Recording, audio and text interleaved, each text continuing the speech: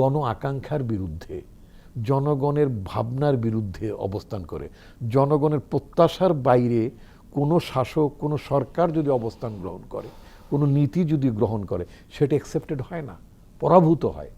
একেবারে আপনি বললেন যে মানে আমরা কি শিক্ষা পেলাম, একেবারে 24-এ আসি, 25-এ আসি, আপনি কি দেখলেন?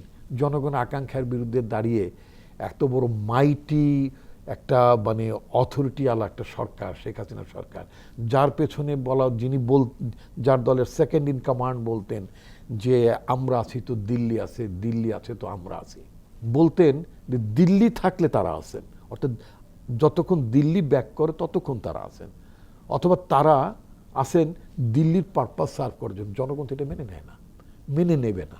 কোনো কোনো যত বড় জনপ্রিয় সরকারের কথা, আওয়ামী লীগের কথাই যদি ধরি, অসুবিধা কি? এই বাংলাদেশের মুক্তিযুদ্ধে, স্বাধীনতা যুদ্ধে আওয়ামী লীগের তো একটা অবদান তো ছিল, নিঃসন্দেহে বড় মাপের অবদানই ছিল। সেই দলটা কত বছরে 72 to 75 ওয়াইপ আউট হয়ে গেল তো পলিটিক্যালি। তাদের যে বাকশাল কনসেপ্ট, এটা ওয়াইপ আউট হয়ে গেল তো 75 সালের 7ই নভেম্বরের গণ অভ্যুত্থানের কারণে।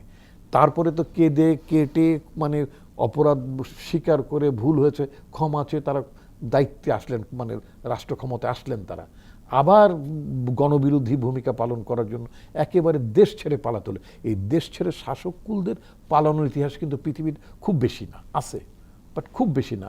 এটা সাধারণত থার্ড ওয়ার্ল্ড কান্ট্রিজে এরকম পলানোর ঘটনা ঘটে। শ্রীলঙ্কার দিকে আপনি তাকাতে পারেন, নেপালের দিকে তাকাতে পারেন, এই ধরনের উন্নত দেশগুলোতে আপনি দেখবেন। বাট যেখানে গণতন্ত্রের চর্চা হয় সেখানে 5 বছরের মাথায় সরকার 3বারও বদল হয়, 4বার বদল হয়।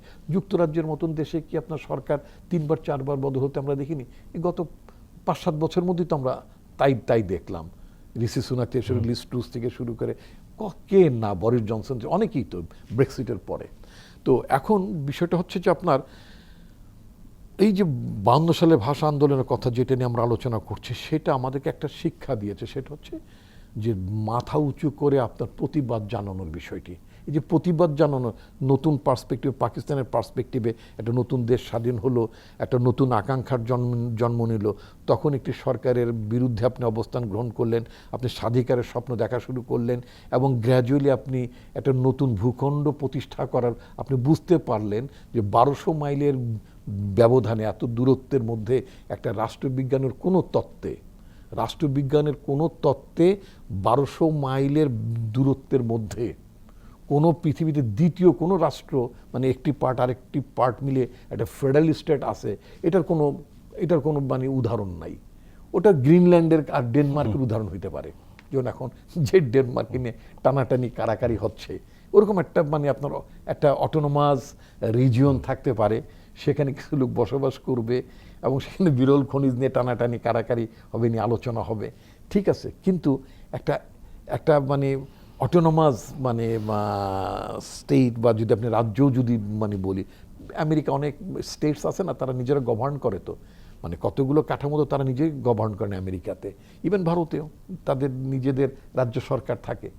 কিন্তু আমরা যেই জায়গাটার মধ্যে ছিলাম সেই জায়গাটা তো সেটা না।